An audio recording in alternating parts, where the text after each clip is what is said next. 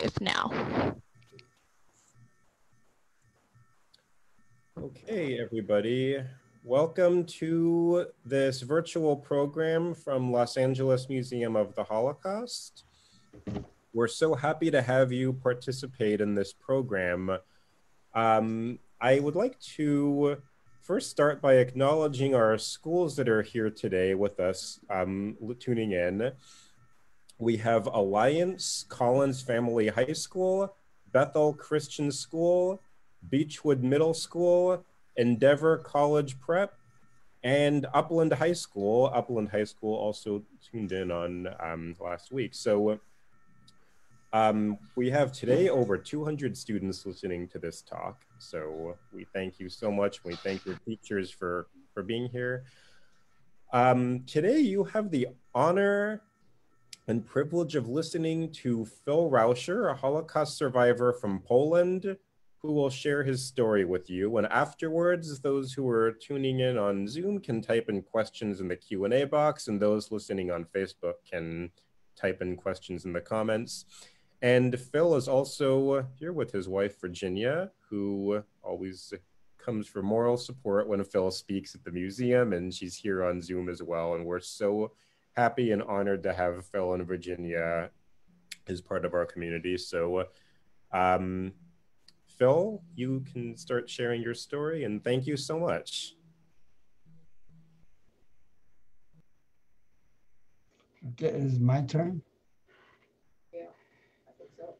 Okay, should I talk or because you're on the screen? Go ahead and start talking. Yes, Phil, you can start now. Okay, my name is Phil Raucher, and I live in San Fernando Valley. And I was just going to say that if you have any questions while I'm talking, you're free to interrupt and just ask me anything to clarify or if you didn't understand something. So anytime you want to talk, just go ahead. Anyway, now I'm from the most southwestern part of Poland. As a matter of fact, my city, outside my city was a river, and that was the border between Poland and Germany. The area I lived in was called Zagłębie. And the other half, after you cross the border, was called Oberschlesien. Both areas, Zagłębie and Oberschlesien, were very rich in coal mining. When Hitler came to power, obviously he wanted the other half of where the rich and coal mining area was, and he told Poland, you better give it up or I'll come in and take it over myself. So obviously Poland said no, and the German started, and that was in September 1, 1931. But beforehand, I was going to tell you my family. I had a younger brother and an older sister. I went to public school, and after school, I was going to a Jewish religious school. I belonged to the Polish Boy Scouts, and obviously I kept very busy with school, but anyway, we had time to play too. So the most preferred games used to be soccer. Now, just before the war started, the Poles, knew that there was going to be a war, so they brought in all kinds of heavy guns and soldiers in our area to fortify the area to stop the Germans. And knowing that there's going to be a war, my parents decided that they would send myself and my younger brother to our grandfather, who lived about 50 miles from us, east of us. because they felt it's going to be safer for us. However, the whole city were afraid of the war too, and they also went to the cities where my grandfather lived. And the city was so full, there was no place to sleep, no place to eat, because it was so crowded. And then the war started. And when the war started, it didn't take very long. And the Germans came into, the city was called Wolbrom. They came into Wolbrom, and obviously they burned down the shuls or the temple, and it was really bad. Also, they picked up some men and beat him up real bad. So I and my brother decided we just can't stay here. So we told my aunt that we want to go home. So she tried to talk us out of it, and we wouldn't hear. And so she gave us some money and some bread, and we went down to the railroad station to go home. Well, the trains were only running one way, going east in the war. Nothing was going west. And we wanted to go west, so we had to stay on the railroad station waiting for a train for 2 days. And finally a train showed up, and we got on it, and we got home. When we got home, my father was gone. What happened was the Polish police also wanted to run away. And we also had our business consisted, we had two kinds of businesses. One was we had horses that we rented to peddlers, like roofers, and that needed to carry material, a lot of material with them. So they rented the horses from us. And in the meantime, when the war started, the Polish police wanted to run away, and they didn't have transportation, so they drafted my father to drive them away from the war zone. And they went as far as all the way to Russia, where the Russians took over. And we didn't know what happened to him. So we were just waiting home, and then maybe 2 weeks after the war started, my father finally showed up. Now, when the Germans came into my city, which was just a day later, immediately all schooling stopped. There was no school for children. And but before the war started, and I belonged to the Boy Scouts. I'm going back because I forgot to mention it. I belonged to the Boy Scouts. We were good friends with everybody, because the Polish Jews and the Polish people and the Jewish people, we kind of lived pretty much in harmony, because in our city, there was a population, it was a small city of about 10,000 total population of the city, and about almost 1,000, like 10% of us was Jew.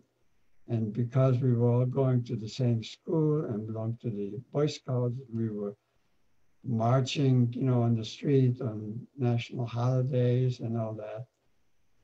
But then at one time, when there was in 1938, it was a year before the war started,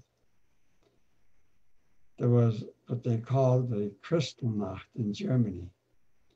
In other words, most people are familiar with the Kristallnacht, but in case if you don't, the Germans broke into the stores, broke get glass and started robbing the stores. And when the Poles heard it, what happened, so they kind of copied it, what happened in Germany. They broke into Jewish stores and put up signs, don't buy Jewish material. And it was really, really bad. And all the boys that I was friends with, all of a sudden became enemies. They started beating it up. So my parents hired a guy to protect us, but that didn't help too much. So they finally decided to take us out of school. And I started a different school in a different city. The other city was called Benjamin. Because Benjamin was a bigger city. There was like 25,000 people in the city. And it was very commercialized. And they had a big private school. So they sent me to the big private school. But the problem was that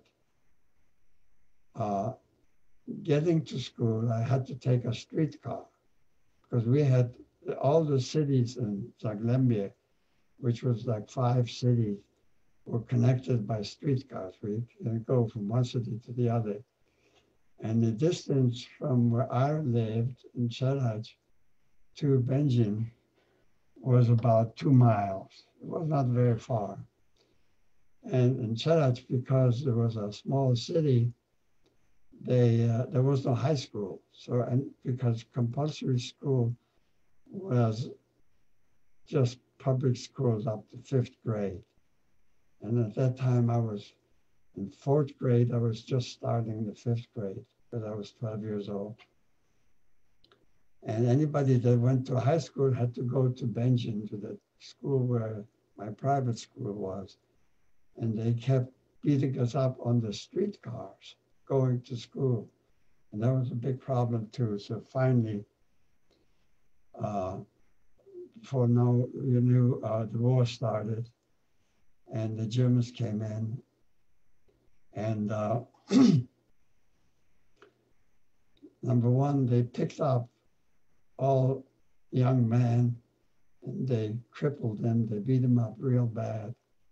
And obviously, like I mentioned, we couldn't go to school, and the synagogues and temples were burned down. And everybody kind of had to have a job, but we lived on the main street. So within 2 weeks, they proclaimed a law that no Jews can live on the main street. So we had to move to side streets. Also, we had no money to buy food or anything. So I got a job polishing shoes and cleaning the rooms in the police station.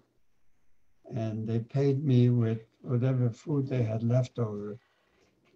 This was my pay. And obviously everything helped.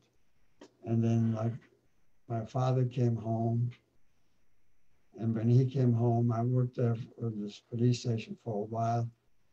And then because we couldn't walk on the main street and the police station was on the main street, I was let go. Couldn't work there anymore. So when my father came back, he got a job unloading potatoes. And that was the best job we could get because there was no money available. And potatoes was like money. But at the same time, my parents, because everybody had to stop school, my parents wanted me to become bar mitzvah. So they sent me to an older rabbi to learn to prepare for the bar mitzvah. Well, I went to the rabbi maybe 3 times, and on the 4th time, I came back and he was gone. the Germans picked them up. And this is what they were doing every week or two. They would go out and hunt down Jewish children and older people, and they would take them away, and nobody knows where they were taking them. So when we asked the Germans, where are you taking those younger people? And the excuse was, well, we take them away and all the young people will live in one place. It didn't sound right, but what can you do? So obviously nobody wanted to be picked up, sent away. So we had to find hiding places. Whenever we saw the police come to pick up people, we were hiding. And and that was going on like this for a long time. Then when I say a long time, I mean for 2 or 3 months, because that was a long time, because every few weeks they would come out with new laws. And then the first thing was, the law came out that everybody in the family, at least if there were 5 people in the family, 3 had to work and maybe 2 would stay home. So obviously my younger brother stayed home and my mother stayed home, and my sister also found a job.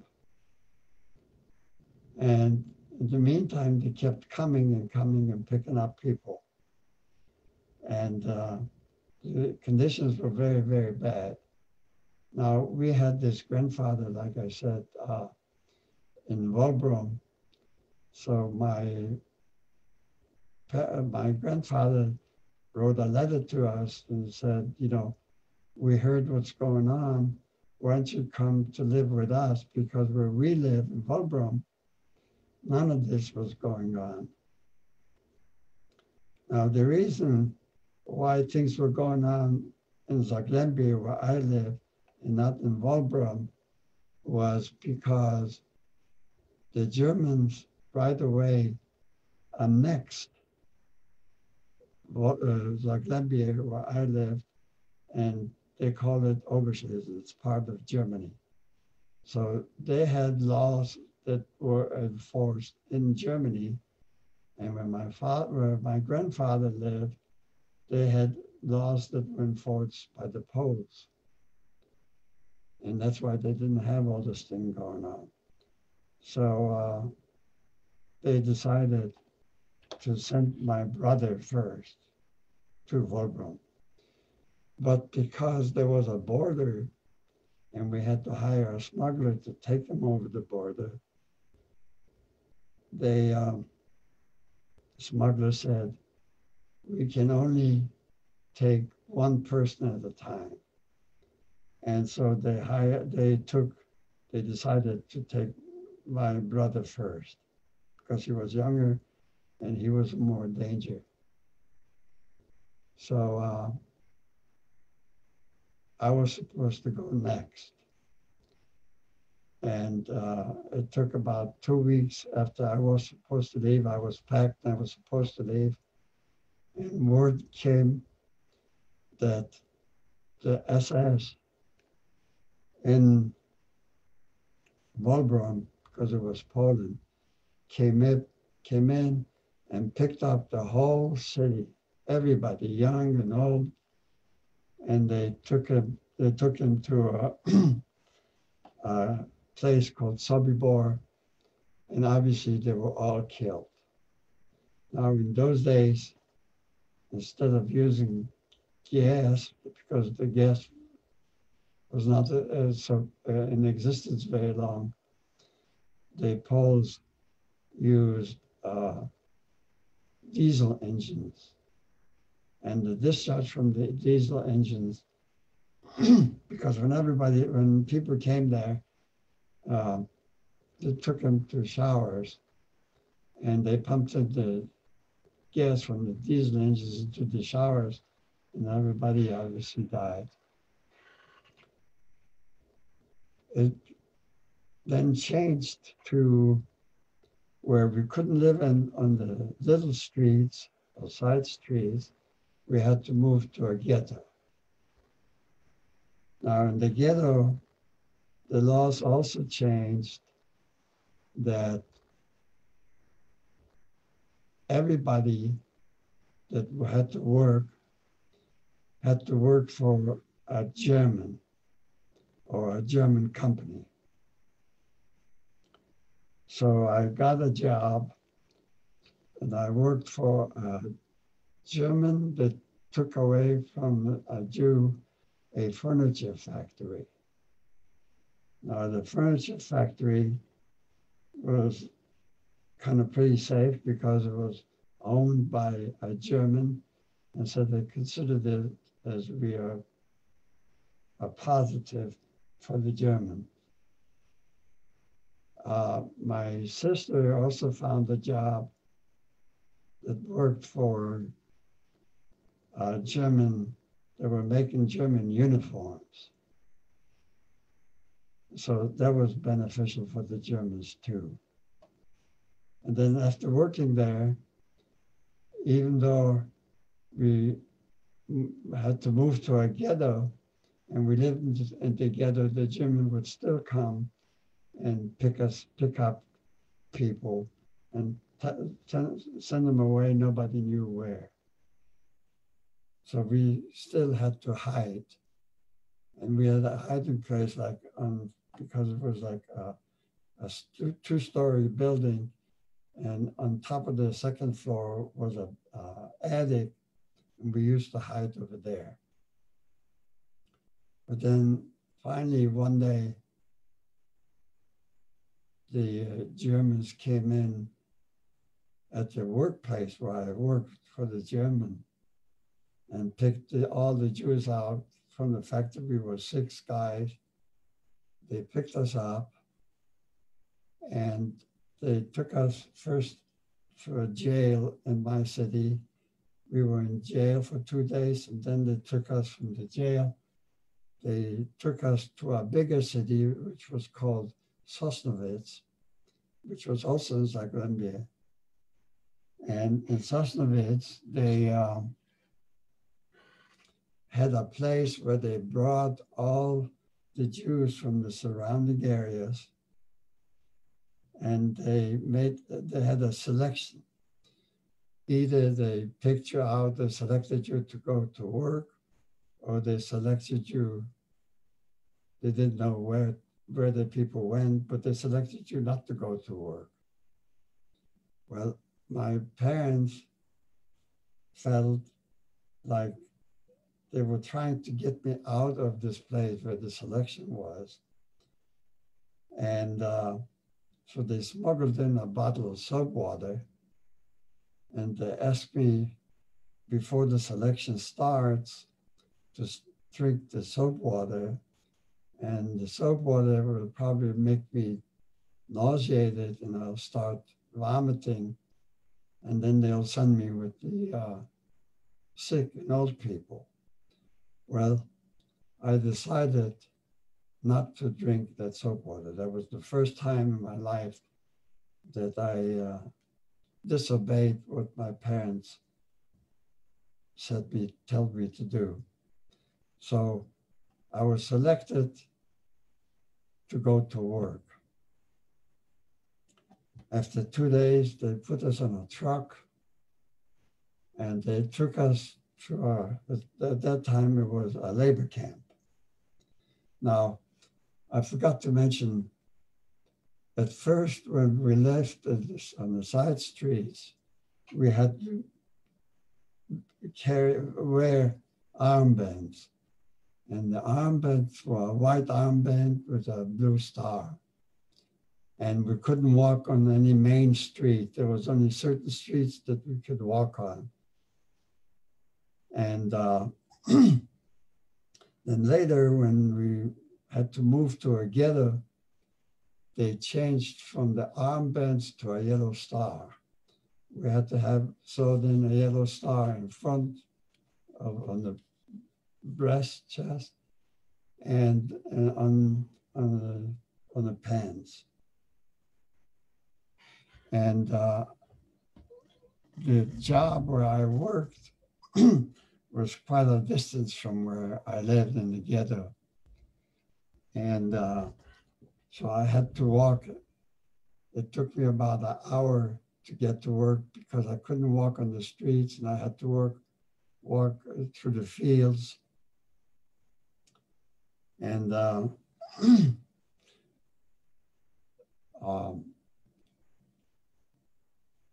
and finally, they took me away to the camp. When we got into the camp, well, first thing they did, they took all people, and we had to unload cement to a job site. And they didn't give us any food all day, and it was raining, and everybody was tired, so they couldn't carry the 75-pound bags of cement. They would drop them, and the SS and the capos were there and beating the people, hurry up, faster, faster. And I was doing the same thing, but we were carrying the cement from the railroad station, from the railroad cars, to a warehouse that they stacked the cement. And in that warehouse, they had a cement mixer where they mixed the cement, and then they took out the cement, not the cement, but the concrete to the job site, because they were building a factory for a manufacturer, the biggest war manufacturer. His name was Krupp. And he had a daughter, so he built a factory for his daughter, and the factory was called Bertha Werker. That means his daughter's name was Bertha, and they were calling it after her name. And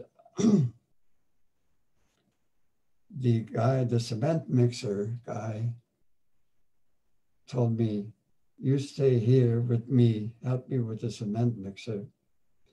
And when you get back to camp, tell them that if, when they're going to select you to what job site you're going to go to, tell them that I requested meeting the cement mixer guy to send me back out to the job site to mix the cement." And so when I told the guy that was trying to select me where to go to work, he said, "I decide where you go to work over here." And he beat me up. And I went where he told me, obviously. Now, when we got to the camp, they had barracks, meaning like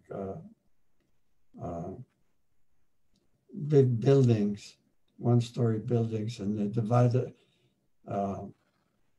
the buildings into rooms. And in each room, there was a room like for 40, 45 people. And they would assign a room. We had to sleep on the floor, no mattress, no nothing. And they would bring the food into this room. So they picked a guy that was in charge of the room. And he also was dividing the food, because they would bring the bread in a bowl of soup to the room, and he would be dividing it. One day, after 3 weeks, we come home from work, and they take our room, the whole room, into a special room.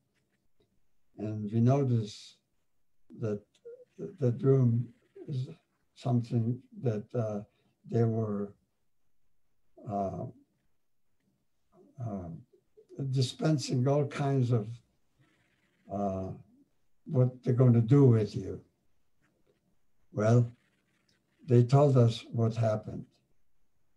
They told us that a guy that was the guy that was in charge of the room didn't come back from work, and we cannot find him. Now, they wanted to know if maybe one of us heard something about his plans, how he did it, or who helped him. But nobody knew because he didn't tell anybody. So we told him he didn't tell us anything and we don't know what happened. So it looked like the guy that was asking the questions was getting ready to say, let him go back to the room. But there was one guy from our room that wanted to make it better. And to make it better, he said, yeah, he was really bad. He didn't distribute the food correctly, and he was unfair. So the guy said, well, didn't I tell you when you got to camp that if you see somebody doing something wrong, you come and tell us. But because you did not tell us, everybody gets 25 lashes. Now, the lashes were made out of a cow's tails with wires stuffed in it. And they had a table, a special table where the punishment was executed. And so the table was kind of on the top, there was a cutout where you put your hand down and they fasten you down. And the same thing with your leg, you put the leg down and fasten down. And they were beating everybody in line, 25 lashes. When my turn came, I did not fit in this table because I was too small. So they said, just lay there and we can't tie you down, so we're going to beat you up without being tied down. Now, obviously, every time you get hit with something like that, you jumped. And so they would yell, stay still, stay still. And they kept beating. In the meantime, they lost the count and kept beating me until I was bleeding all over. And they finally stopped, but I couldn't go back to my room because I was so beat up, unconscious. So they took me back to my room. And also the rule in camp was if you couldn't go out to work, they would send you away. Now, sending away, everybody knew how they're going to send you away. Now, the hygiene consisted of, after almost 1 year, we were wearing the same clothes that we came from home with the stars on it.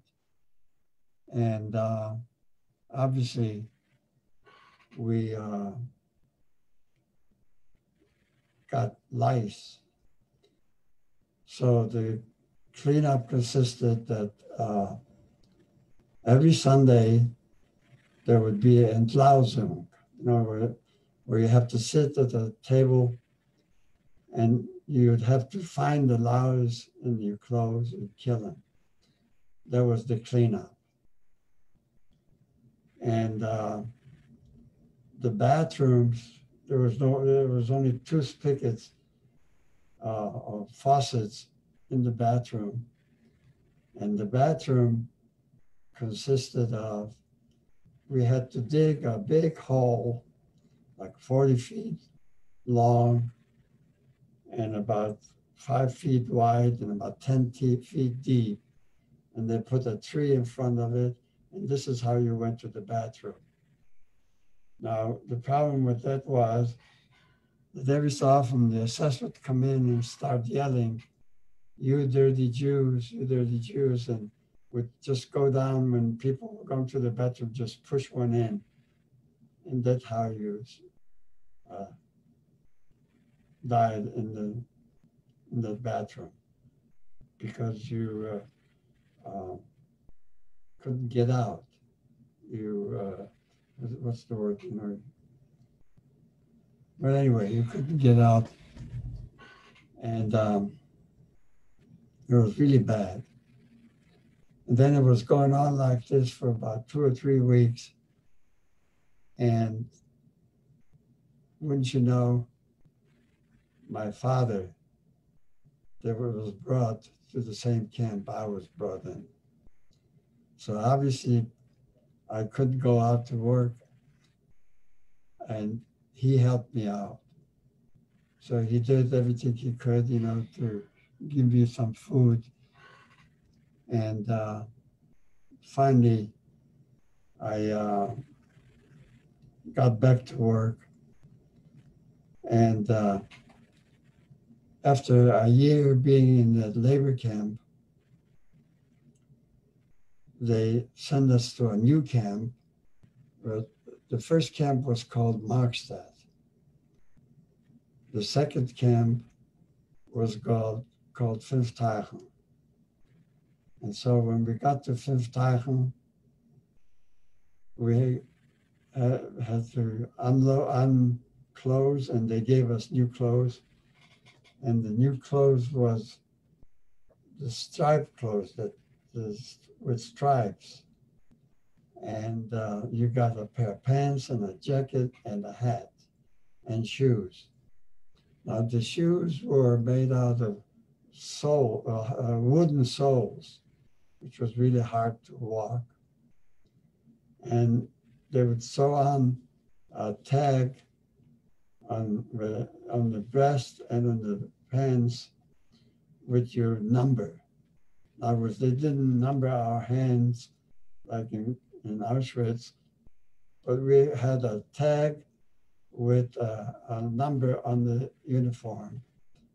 My number was 25,414. Now, in that camp, there was, at the beginning, there was Jews and non-Jews in this camp. There were Russian prisoners, gypsies, all kinds of people. And each one had a number, but a different color stripe before the number. I had a little stripe before the number, was a yellow stripe that indicated that I was a Jew. And so they separated us in different blocks, because in Fünfteichen, the living conditions were a little different. In other words, each barn, a barn was divided into 3. And in the center was the management of the barn, or they call it a block. I was block 24, and then I was sent to block 32. They had 34 blocks. And then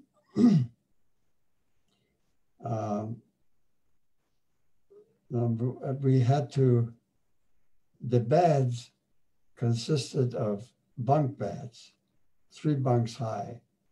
And on the bunk pads, they had a little straw, about maybe a half-inch straw or an inch straw. And the SS would come in every morning to check how we made the bed, that the straw was level like a board. And if it was not level like a board, they literally beat you to death.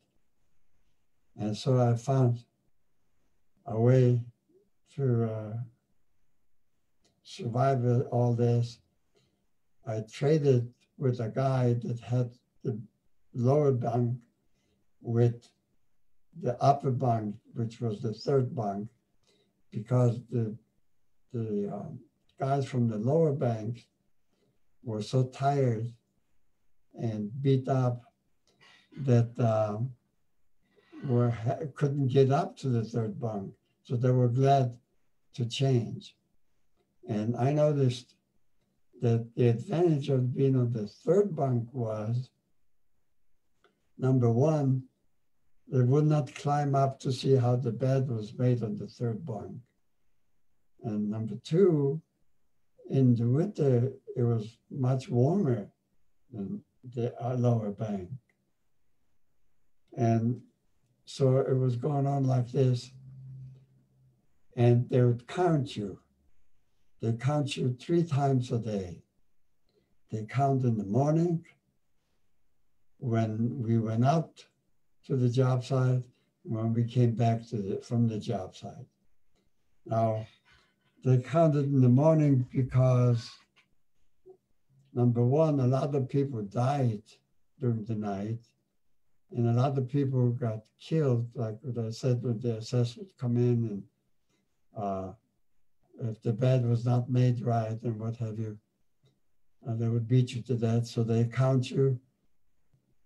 And then when you go out to it used to be called the Appelsplatz. It was like a soccer field where everybody came out from all the blocks and they counted you. Now, again, there was murder on this counting when they were counting. Because when they were counting, they made us take off the head and hit against the leg so that they would hear a sound. And so when the command was, take your head off, you had to take it off and hit it, and they just wanted to hear one sound that everybody, and there was like 8,000 people in the field, one sound.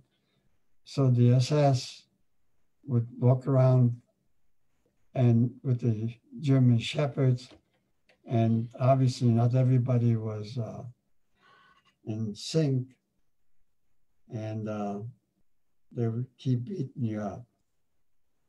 Yeah, and I forgot to mention, before they changed camps, in other words, from Markstedt to Fünfteichen, where I was with my father. They brought my father back from the job site to the camp. He was dead. For some strange reason, I don't know why, the guy that was in charge of the camp tried to be nice to me. And he said, I'll give you an option. Either we take your father away, and cremate him, or here's a shovel. And take the shovel and take your father outside the camp and bury him outside the camp. So obviously I had to carry my father to outside the camp, which obviously I couldn't carry him because he was much heavier than I was. So I had to drag him, and finally I dragged him out till they said, okay, bury him here. And so I buried him. And I put in all kinds of markers in the grave, maybe someday I survive and I find him. And so I went back to the camp, and then they took us to Fünfteichen.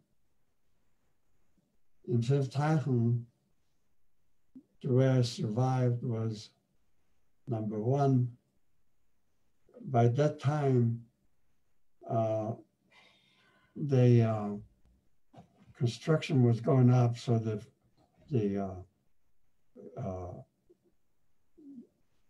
foundation and the floors were poured with concrete, and they started to putting up the walls.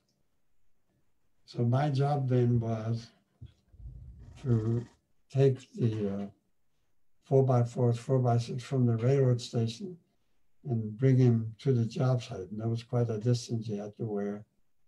And obviously your shoulders got blisters, and they would stand there with the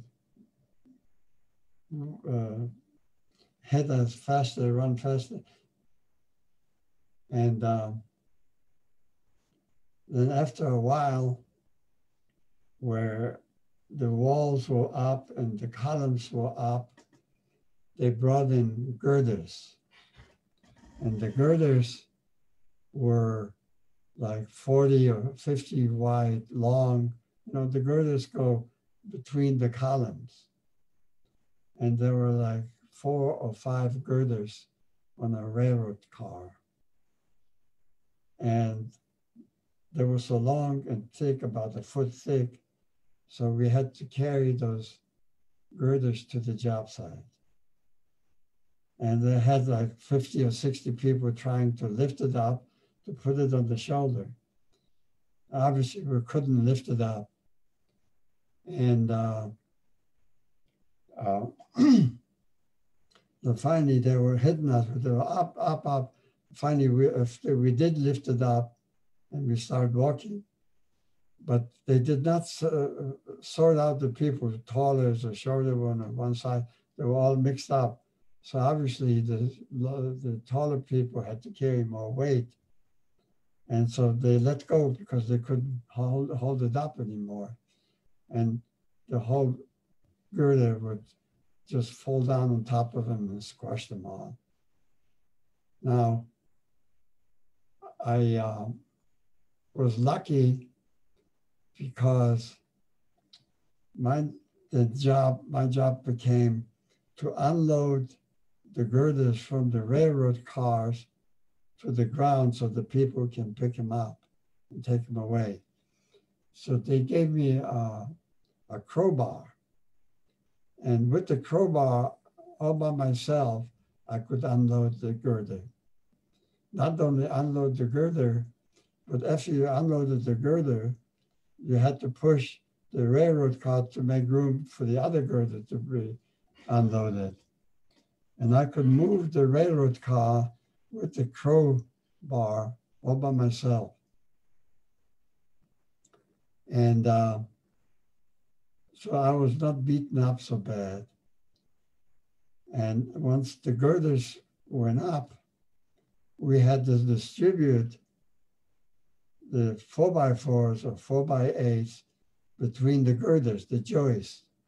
So we had to carry the girder, the joist on the girder to distribute them, you know, every 3 feet or 4 feet a joist. And obviously when you carry them and you're hungry, and to the top of the girder was like 60 feet to the roof, the top of the girder, people kept falling off the girders and fall down on the concrete, and don't have to tell what happened. As a matter of fact, once I was coming down from the girder, on a ladder, one guy was on top of me, you know, he was coming down the ladder too. And he lost balance and he fell down and his body splashed right in front of me. And well, I survived that camp because, number one, I got a job because they were bringing in the food into the barracks. So they brought in the food and the soups. And my job was to take the soup back to the soup can back to the kitchen, or the barrel back to the kitchen, the empty barrel. But you know, when you dish it out from a barrel with there was always something left over, you know, on the walls. And so I scraped out all what I could from the barrel. This is how it helped a lot. Also, it helped a lot because when I worked on the roof and so many people were killed, the guy that was in charge of the camp, he said, how come so many people get killed on the job site? So he went out to the job site and saw what I was doing, and he knew how dangerous it was. So he told the guys, give that guy a double portion of food. Pick up the phone. And double portion of the food. And so that helped a lot. Okay, what's your... Calls from Godwin B.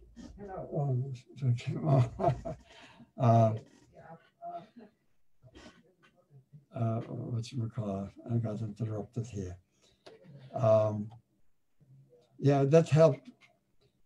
And also, I had two jobs. One, to work at the job site to carry those 2x4s.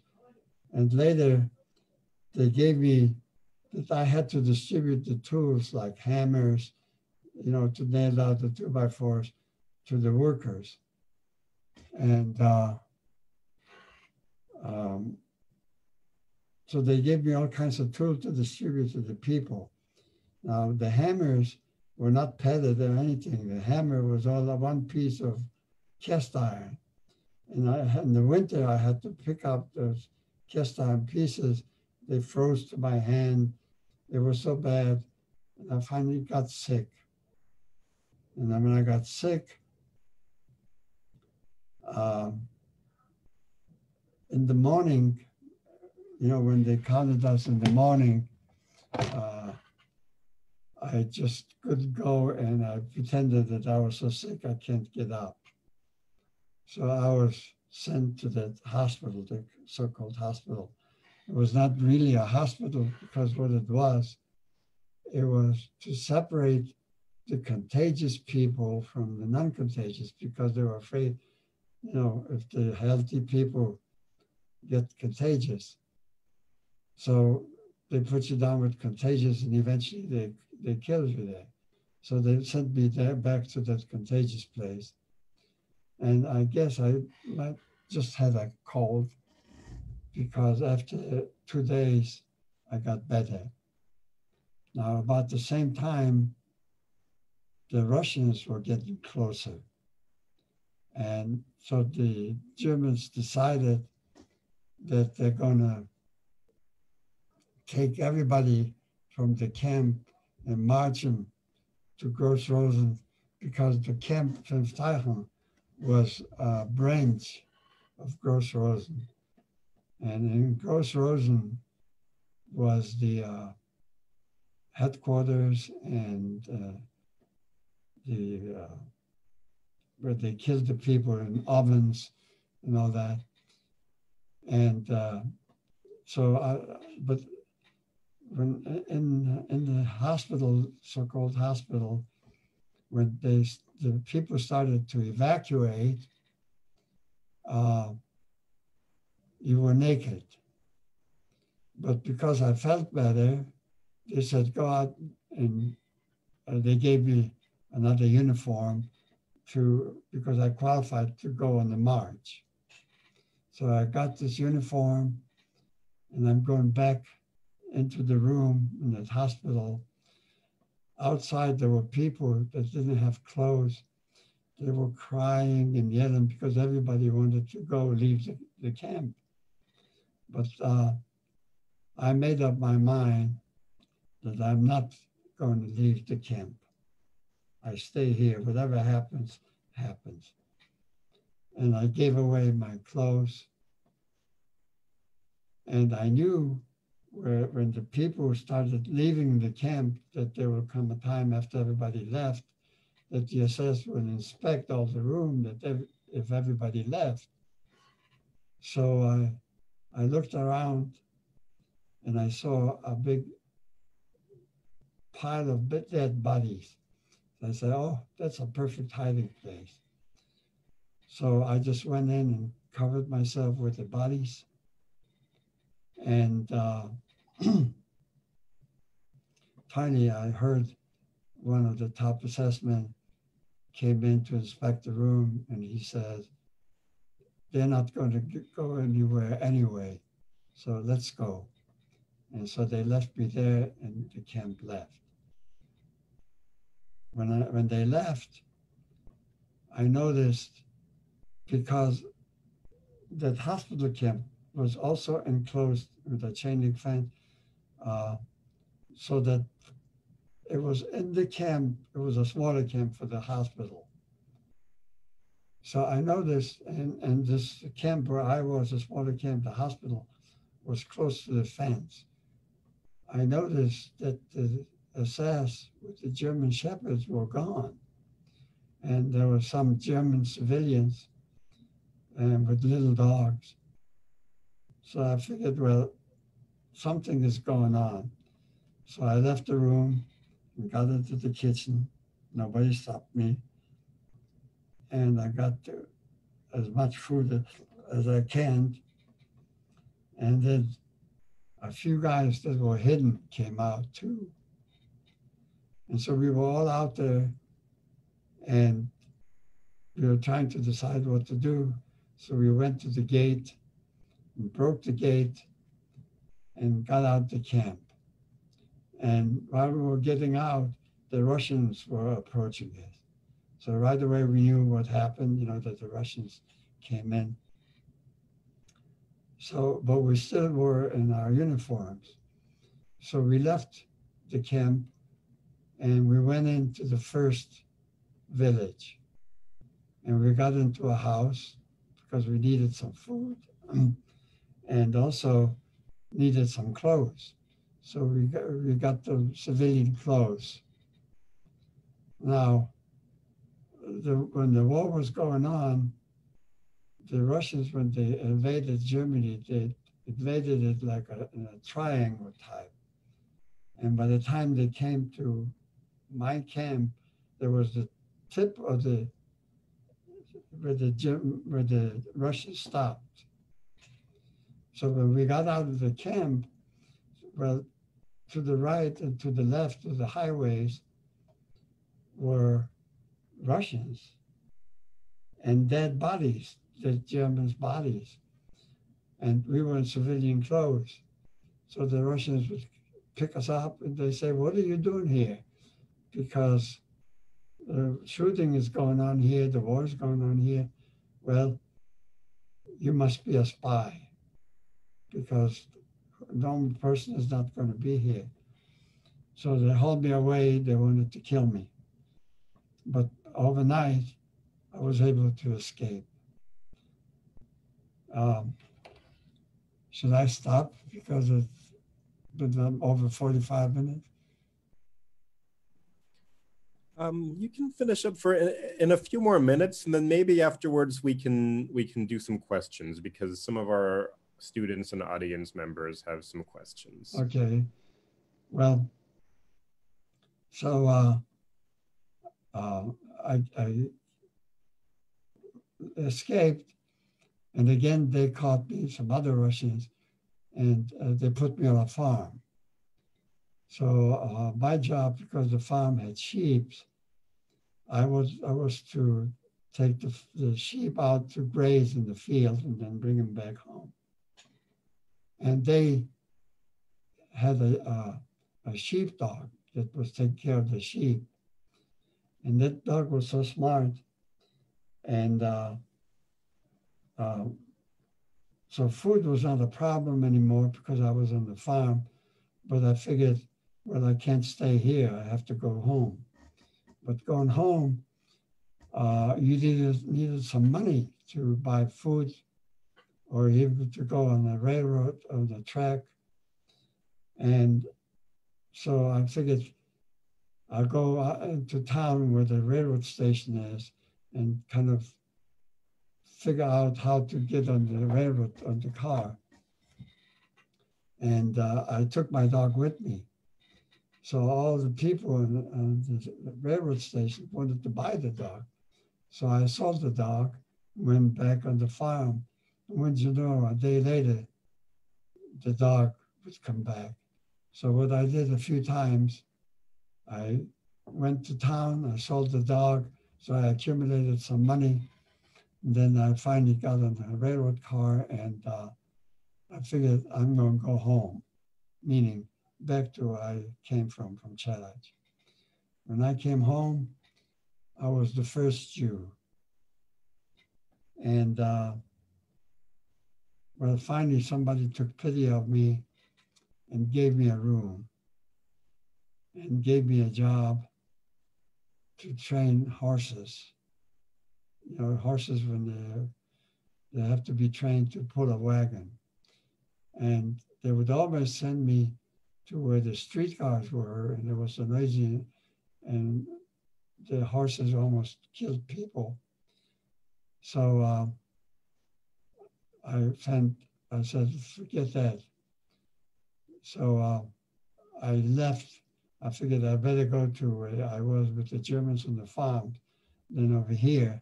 And at the same time, I figured, well, like I was in the camp, they probably took my sister also to a camp. And maybe she's sick someplace and needs help. So I went back to Germany and tried to find it, going from camp to camp, tried to find my sister. Well, I couldn't find her. So I figured, well, maybe I get back home and maybe my sister somehow came home and I missed her. So when I came home, sure enough, my sister came home too. And she had a boyfriend that she met, and she was staying with her boyfriend in another city. And so she came home to see if she can find me. So she was about to leave. And here I came, and the people saw me, and they said, your sister was here. So obviously I found her, rushed her down, and that's how I met with my sister. Then we stayed, and we started to make a living a little bit by selling, taking whiskey to the Russian soldiers and buy ham from the Poles. We made a living, but after we stayed there for maybe 3 or 4 months, one day we come home. Well, there was more Jews came home, and there was 2 especially. One had a bakery, and the other one had a hardware store. And obviously they took the stores back, and they were in the store, and then some Poles came in and shot them both dead. One in one store and one the other, after the war. So obviously we got scared too. So we run away from there. And now where we go now? So we heard that by that time, the war was over. It was May. We heard that the Germans the war was over, was divided into 4 sections. There was an American zone, an English zone, a Russian zone, and an English zone. But the American zone is the easiest to get to. So we decided we're going from Poland, and then from Poland you have to go over the Alps, the mountains, to get into Czechoslovakia. And then from Czechoslovakia, we went to Austria, and then finally from Austria to Germany. And we wound up in Munich. Okay, well, maybe you want to stop here. Well, anyway, let me just finish one thing, how I got to the United States. In Munich, obviously, I didn't go to school, and I had to make a living, and they erected DP camp, meaning displaced person camps, so everybody that was in a DP in a camp like me could go to the camp, and the Americans was subsidizing it. And I said, I'm not going to a camp anymore. I didn't want to go to the steel camp, so I had to make a living. So I was doing some black markets, and also because the black market mostly consisted of, because I met a few Germans that had gold, gold rings, gold watches, and they needed the money, so I would sell it for them and get the money. At the same time, they had also guns and rifles, so I bought the guns and rifles from them and smuggled them to the Austrian border. And then from there, the Israelis, there was no Israel then, but the Israelis took over and smuggled them to Palestine. But then a law, an American law came out that orphans, because to come to the United States, there was a quota that you had to meet. There was you have to be healthy, meet a doctor, guarantee somebody to guarantee for you that they support you, they'll have a job for you. And if I need something, they would have to help me. So I couldn't find all those things because, number one, the Polish quota was really bad. So finally, in the United States, a law came out that orphans wouldn't have to comply with all the things. They don't have to wait for the quota. So I qualified as an orphan. But I still had to go to the doctor. So I went to the doctor and he found some kind of a spot on my lungs. And he said, well, you can't come to the United States because we don't know what it is.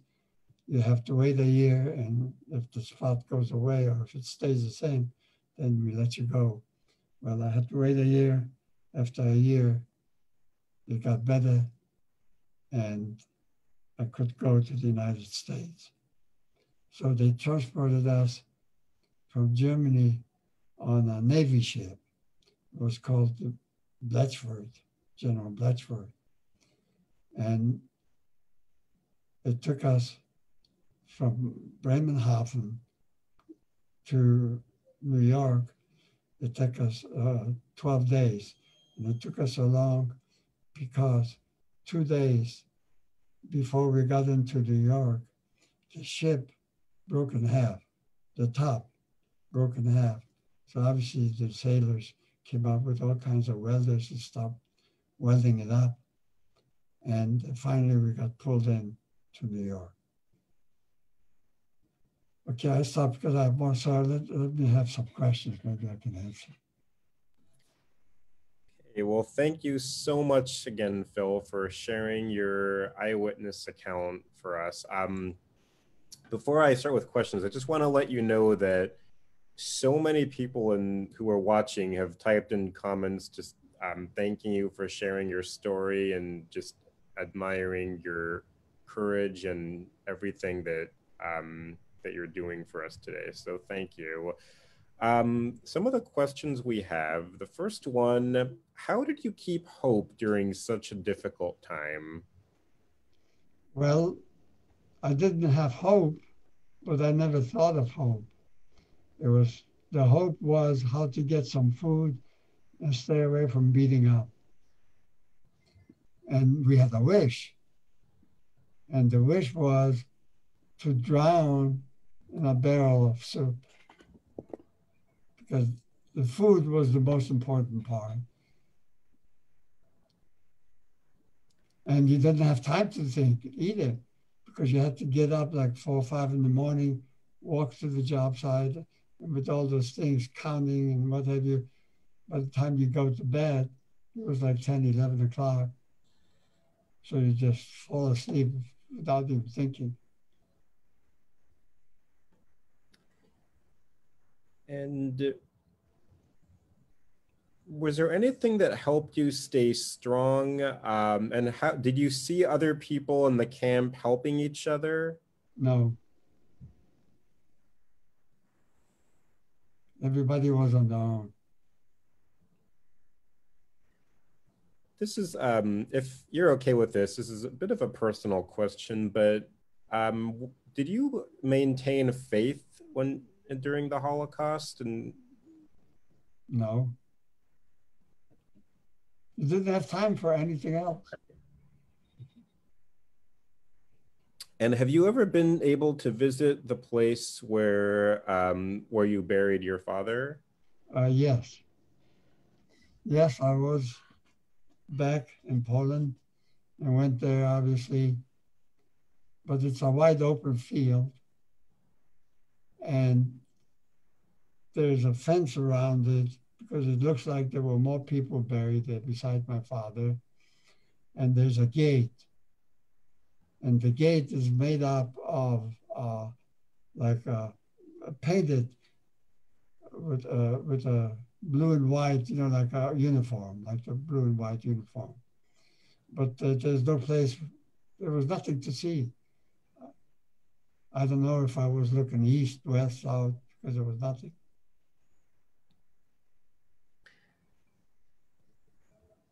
Do you have any advice for young people today about how to stay resilient during challenging times, especially now given this global crisis that we're seeing? Any advice that you have for young people today about how to stay resilient during a difficult time? How to stay resilient. Yes. You just have to keep trying. And I always told my children, I said, giver-uppers never succeed. So that's my motto, never give up. What were your first impressions of the United States? Well, when we pulled in to New York, we parked there, and I could see New York. And I could see the cars driving on the freeways. But I couldn't visualize what it's like, especially how I'm going to communicate with English because I didn't speak English. So it was real weird, real weird.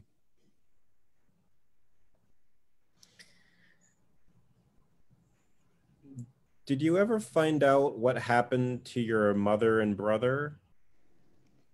Yeah, well, my brother was killed. When I could have been with him at the same time, but somehow I got lucky. And my mother, our city, our ghetto where I was in Czeladz, we were real close to Auschwitz. We were like 15 miles from Auschwitz. We had no idea something like this existed. So they picked up, and my sister went to a camp, and my father died in the camp, and my mother, they picked up from the ghetto and took him right to the oven in Auschwitz. The whole ghetto. When did you start speaking about your experiences, and what prompted you to do this? Well, the truth is, I did not want to think of my experiences. I never wanted to talk about it because I figured I'm in the United States now and I have to live like everybody else and forget what was. Think of what's going to happen. And so when I wound up in New York, well, originally, like I said, I lived in Munich. And Munich was about 500,000 people. And because New York was just too big for me. So I asked people, I said, is there someplace, a city that's about 500,000 people in the United States?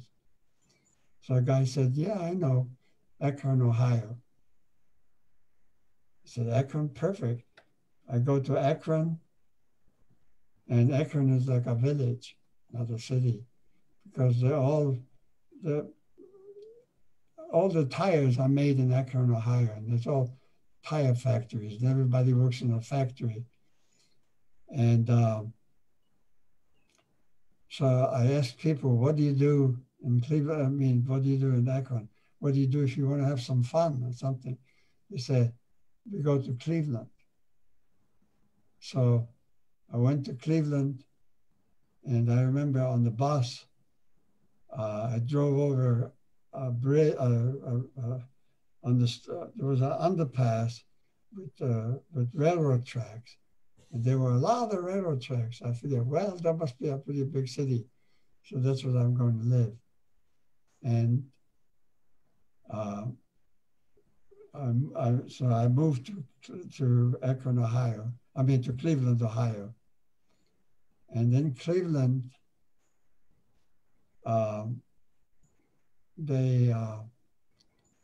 wanted to go to school. And I got a job to assembling key making machines. And also I was going to night school to start to learn English. And that was after 20 years from dropping out of school and having a pencil for the first time in Cleveland. But in Cleveland, they had a way, they did not have classes as English as a second language. What they did was everybody had to start like from 4th or 5th grade and go up to school with other kids, with other people, because they felt like if you're in a school where the teacher, or in a class where the teacher tries to explain what that word meant in your own language, it'll take you 5 times as long to learn that word, the way to spell it right. So I started junior high in Cleveland, or first grade first. I graduated from grade school, went to junior high. And while I was in junior high, I was going to the job to learn and at the same time, my English started to get a little better. So I said, I have to learn a trade. So I went to Cleveland Engineering Institute at the same time, learning English in junior high, and learn English and learn a trade in the drafting school, this Cleveland Engineering School. But then after 3 years living in Cleveland, I developed hay fever. By hay fever, I mean I was sneezing and sneezing like crazy. So I went to the doctor, and by that time the hay fever was almost over. The doctor said, there's nothing wrong with you except you have hay fever. And to make sure that you have fever, you have to wait a year and see if it comes back next year. You have hay fever. Well, sure enough, next year, I have hay fever. And so in the Midwest, like where Cleveland was, they announced the weather. Like here, they just give you whether it's going to rain or it's going to be hot. In the Midwest, they also tell you the pollen count of the country, what pollen grows in what part of the country. Well, they said in Los Angeles, there is, because I was allergic to ragweed, and they have ragweed, but it's not as bad as over here. It's much better. So there was in November, and I said, California, here I come. Packed my car and took off, drove on 66 all the way to California and came to Los Angeles. Then when I came to Los Angeles, I figured I almost have a trade because I didn't finish the trade school, but I knew a little bit how to drive, to draft. So I got a job as a draftsman. And after a while, I graduated high school. I graduated Fairfax High.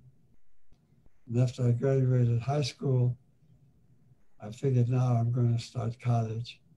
So I went to UCLA. And at UCLA, I got my engineering certificate. I joined the American Engineering Association. I became a member of the Engineering Institute. And finally, well, that's how it went. Unless more questions come up. Thank you. Glad to hear how you came to Los Angeles. What we have, going back a little bit to the end of the war, how did the Russian soldiers treat you? Bad.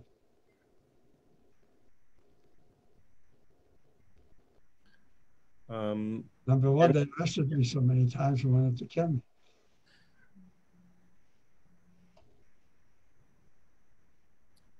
Going back to before the Holocaust, what was your first language and what languages do you still speak today?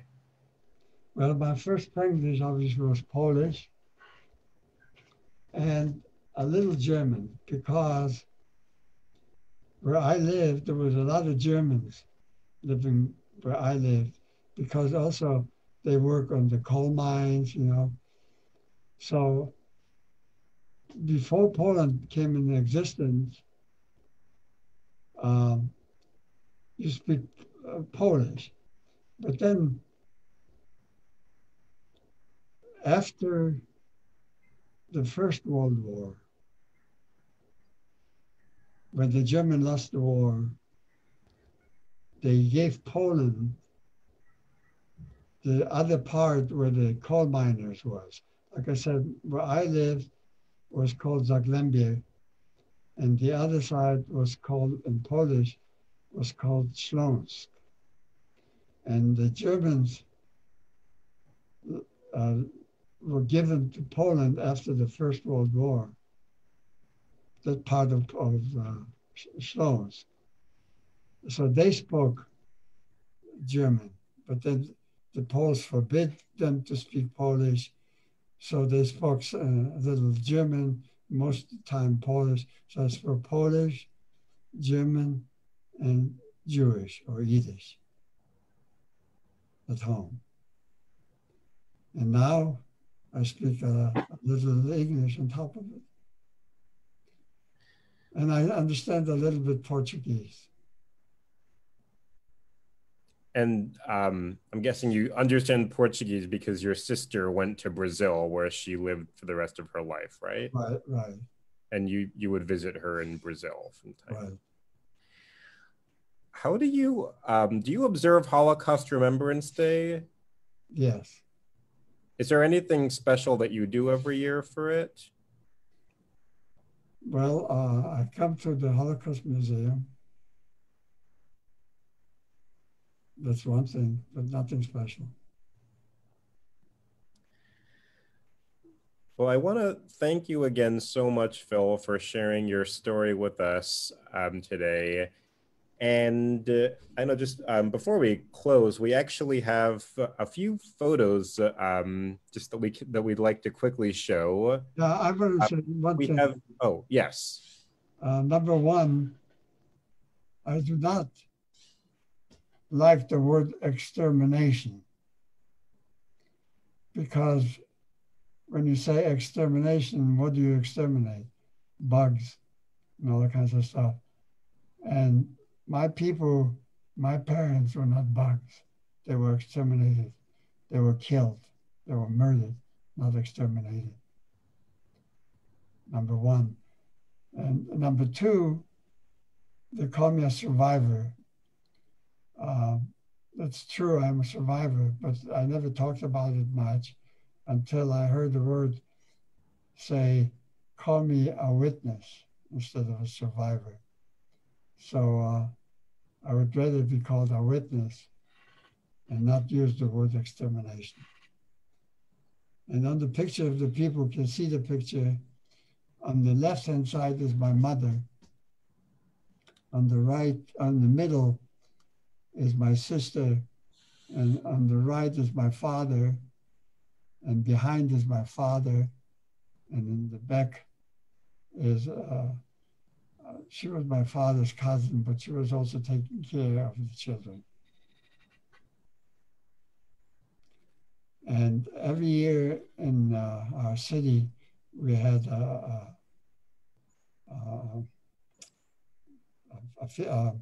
where different carousels, fun stuff came. What the hell they call it?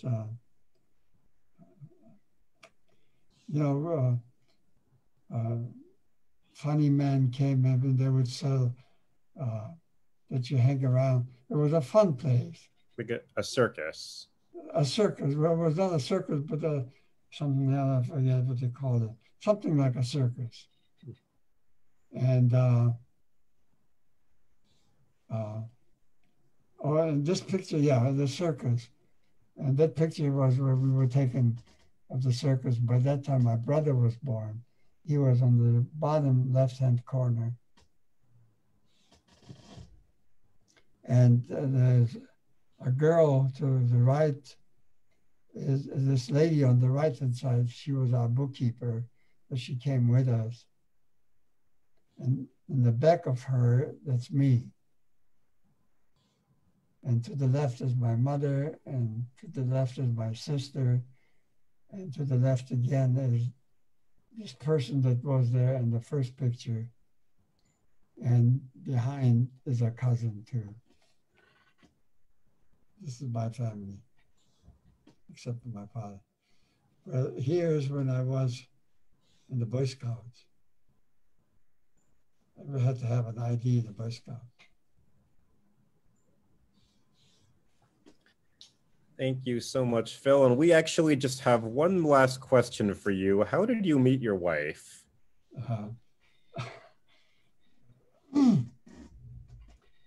After I graduated from high school and started UCLA, I figured, well, I have to have some social life. And I joined a Jewish temple, Temple Emmanuel. And Temple Emmanuel has a group called the Singles Group.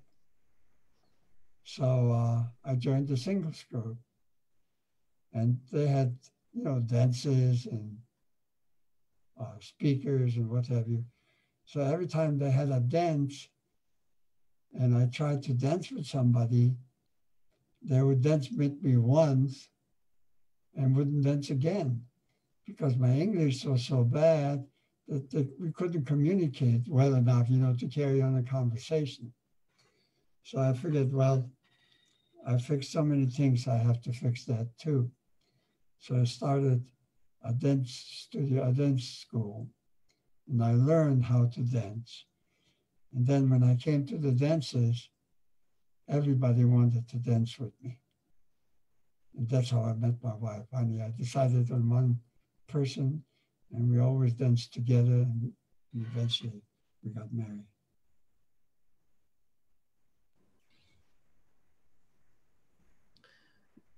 Okay, well, thank you so much again, Phil, for sharing your eyewitness account and your experiences with us today. Before we sign off, I just want to let everybody listening know that while the museum is closed, we regularly will be providing virtual programs like this one. Thank you again to our teachers and students for tuning in today. If you're a teacher or know a teacher interested in this opportunity for your students, you can contact us on our website. This Thursday, May 21st at 11 o'clock, please join us for Dadine Umanyana, a human rights activist who will be speaking. She is a survivor of the Rwandan genocide. And next Tuesday, May 26th at 11 a.m., we will host a talk by Holocaust survivor Michelle Rodri. You can find more information about our virtual events on this Facebook page and on our website. www.lamoth.org. Again, thank you so much, Phil and Virginia. We're so happy to have you be a part of our community. And when it's safe and our museum is open again, we invite everybody to come to the museum, and we have some of Phil's artifacts on display. So thank you so much, Phil, again, and thank you, everyone. Okay.